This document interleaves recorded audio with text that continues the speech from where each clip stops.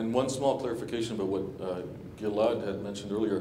When I said lack of agreement, I didn't mean on Israel and Palestine. No, our premise is what Nazmi just said. It's possible lack of agreement on the old city itself only, in a sense, that's all. So. Other comments here? Anyone here? Art? Anyone? Okay, please, go ahead. I would like to first commend all of you for the work that you've done, and I look forward to reading the report and probably agreeing with virtually all of it. I would like to ask a question that's a little bit outside of your purview, but just perhaps for your observations. My concern is what's going on the ground now, and that things are changing so rapidly in a negative sort of way. And a few of you have mentioned that you are listened to by policymakers. I was wondering whether you might comment on whether the policymakers are thinking about ways to stabilize the situation on the ground now. For example, to give Palestinians the right to worship in their holy places on holidays, to make it easier for Palestinians to get to Jerusalem for whatever reason. All the hardships that have been placed on Palestinians in terms of their access to Jerusalem, whether there's any thought going on now about this issue. Thank you. Marshall. Look, the problem of access is a very big problem. And of course it integrates with the problem of security. In the last 6 months, as regards to Christians, the Israelis have shown a lot more flexibility, both in terms of going to Beit Lechem for Christmas, in announcing 10,000 permits for Easter, even though the implementation wasn't very good, so it sort of collapsed in the implementation by the numbers of people. There's not been much thought, frankly, to deal with the problem of West Bank Muslims who want to go to the Haram, and when the security is waived. And as you probably know, in many cases the Israeli authorities say you have to be over 40 and married to go to pray at the Haram.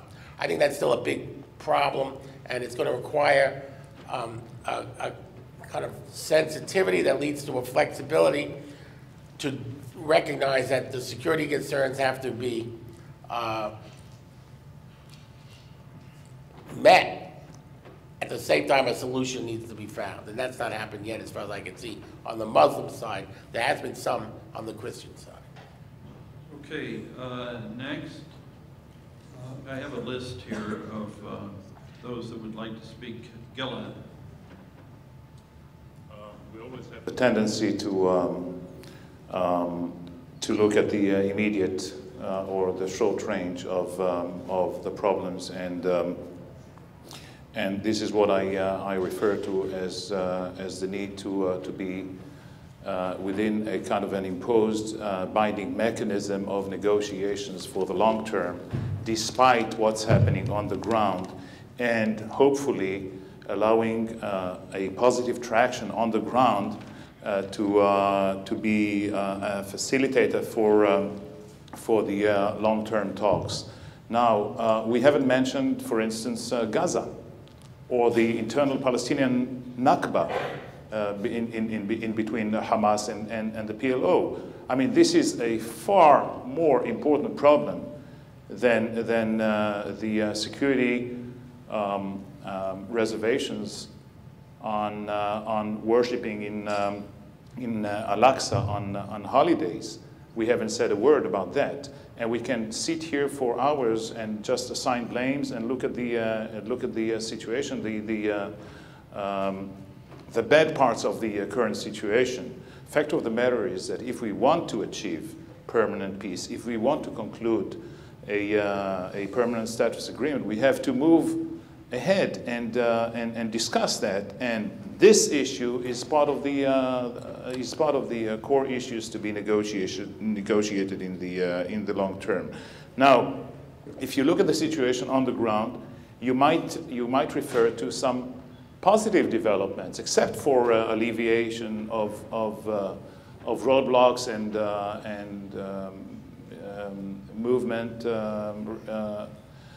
problems, etc., within the West Bank. You may refer to the fact that, for instance, the Palestinian economy has grown in a kind of a rhythm that equals only to China in the last year. That the exchange between Israelis and Palestinians in terms of trade and commerce is currently $4 billion US per year. You can refer to the fact that the self-empowerment and the assuming of responsibilities in the Jenin area, in the Nablus area, in Tulkarem, and elsewhere, thanks to the very good work of the quartet and General Dayton, etc., is becoming a reality in the last year and a half or 2 years. And these are positive movements towards allowing a more, I would say,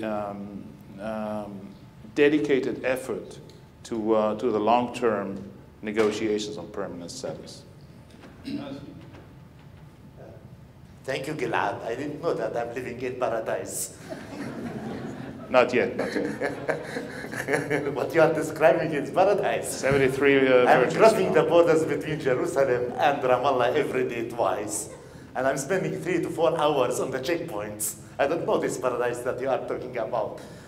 I know that we denied access to Jerusalem since 1993. And the age restriction, Mr. Marshall, is of 40 to 50 is mostly restricted to the Palestinians who are living in Jerusalem, not to those who are coming from outside Jerusalem. They are 99.9% denied to enter Jerusalem, even in holidays, in holidays. And you don't know what does it mean to get a permission to go to Jerusalem. I'm not saying that it is impossible, but you can get a permission. My mother-in-law is living in Abu Dis, just a few meters in the shadow of the wall dividing Jerusalem from Abu Dis, and her house exactly 2 kilometers from the old city. And we didn't manage till now, for security reasons, to get her a permission to come to Jerusalem, and she is 91 years old because she is challenging the Israeli security. So please, there are differences between, build a picture that we can draw and realities on the ground. I think realities on the ground now in Jerusalem are very disappointing for anybody who is working toward peaceful agreement. The settlement activities inside the Arab neighborhoods, fragmenting the Arab neighborhoods in East Jerusalem, separating these neighborhoods from each other by all means, walls, barriers, settlements, bypass roads, tunnels, etc., are not very promising. And in this fragmented picture, I am living. I'm not in that paradise. No, Thank you. come on. The paradise is, there's no terrorism, nothing. That in our work, we did not address, and intentionally did not address, the questions of fairness in day-to-day or month-to-month realities on the ground today. Because we wanted to avoid making those judgments, so we would have a certain credibility and legitimacy with both sides, so that we could bring views to solve future problems to the fore, rather than debate the justice or lack thereof of problems in the past or even the present. Now, having said that, I've got 3 people that want to speak so far. I'll go back to Gilad, then to Danny, and then to Raith.